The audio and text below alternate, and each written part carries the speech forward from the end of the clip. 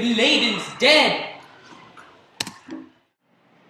Now we have a history video with me in it.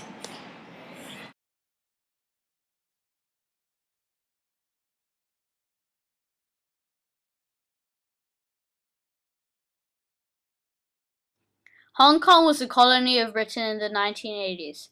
Hong Kong was renowned for its wealth and lifestyle, as well as skyrocketing real estate prices. Here's a photo of Hong Kong's GDP. After the joint declaration was signed in 1985, where Britain agreed to return Hong Kong back to China because of the 99-year lease that was signed in 1898.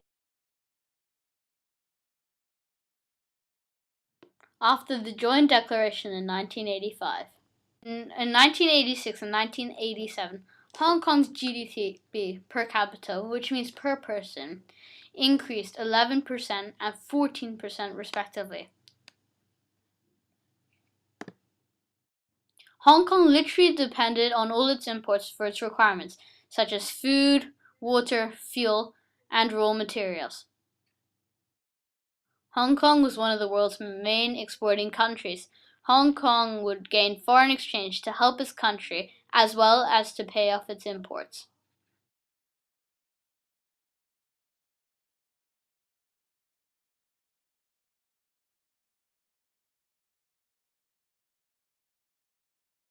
In 1960, the University of Hong Kong and Hong Kong Technical College were one of the first schools to offer a real estate education.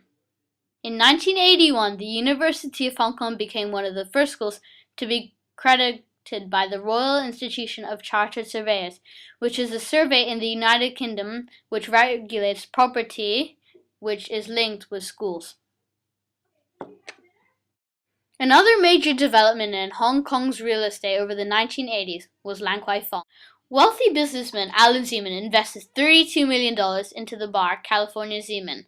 This ultimately led to the popularity of Lan Kwai Fong to increase. He is known as the father of Lan Kwai Fong.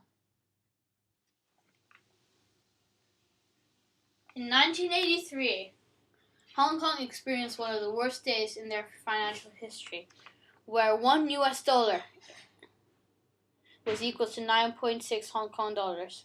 This $1. This was called Black Saturday. Hong Kong ended up pegging itself to the US dollar with an exchange rate of $7.8.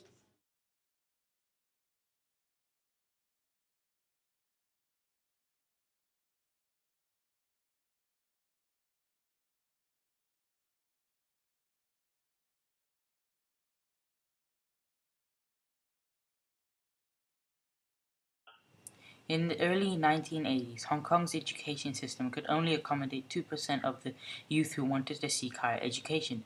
It was not only until the 1989 that the government decided to expand the program's domesticality. Prior to this, it was expected that higher education should be gained abroad.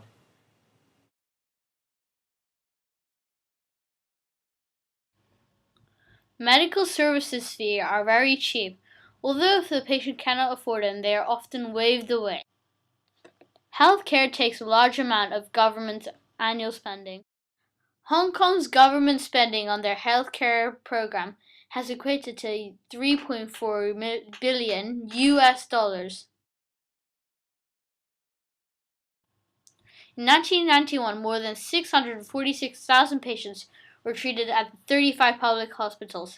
There was also a huge hospital building program that got underway, where a new 1,600-bed hospital in Tiananmen was opened, and there was also a major extension to Queen Mary Hospital was completed in the same year.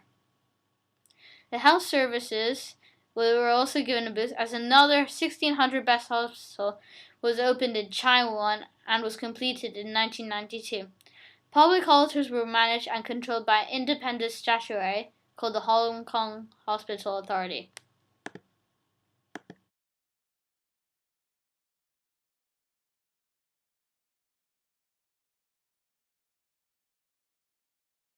Hong Kong is administered by Hong Kong government and organized along the lines traditionally for a British colony. The local head of government is the governor. Two main advisory bodies, the Executive Council and Legislative Council, serve the central government. The British government's policy towards Hong Kong is that there shall be no fundamental constitutional changes for which there is, in any event, little or no popular pressure. The governor is representative of the Queen. Sir Murray MacLehose was appointed governor in Hong Kong in November 1971, and in 1979 his term of office was further extended to April 1982. The governor is appointed by the Queen. The Executive Council consists of 5 ex officio members: Chief Secretary, the Commander of British Forces, the Financial Secretary, the Attorney General, and Secretary for Home Affairs, the other members appointed by the Queen.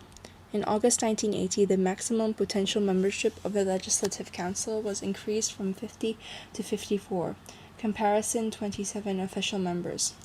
The primary functions of the Legislative Council are enactment of the Tourism before SARS. As you can see in this graph, the number of tourists in Hong Kong increased just before SARS. What if the increasing number of tourists from the mainland contributed to the disease as well as spreading of the disease? As you can see from the chart, mainland tourists took over the tourists from other destinations.